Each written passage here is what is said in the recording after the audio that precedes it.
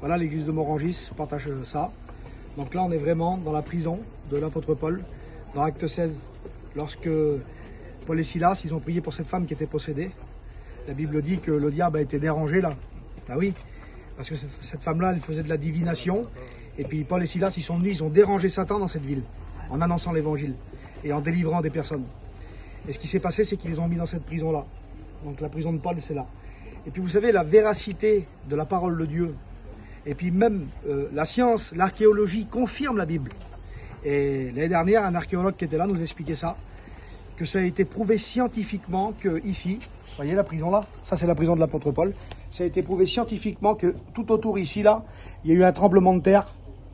Il y a la terre qui a tremblé, ils ont vu avec les appareils que ça a tremblé, il y a plus de 2000 ans qu'il y a eu un tremblement de terre ici. Et quand on lit la Bible, à cause de la louange, à cause de la prière et des cantiques de Paul et Silas, les murs ils ont tremblé.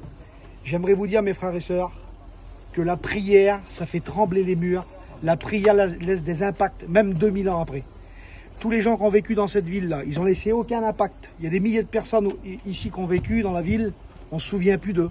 On ne sait plus c'est qui ces gens-là. Pourtant, il y avait des commerces, pourtant, il y avait plein de choses. Mais Paul est venu là, il était en prison avec Silas, parce qu'ils ont prié, parce qu'ils ont loué le Seigneur. 2000 ans après, on prêche encore sur Paul et Silas. Alors, mes frères et sœurs, soyons des hommes et des femmes de prière. Amen. Que Dieu vous bénisse là où vous êtes.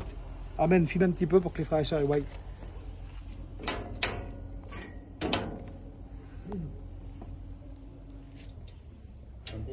Que Dieu vous bénisse.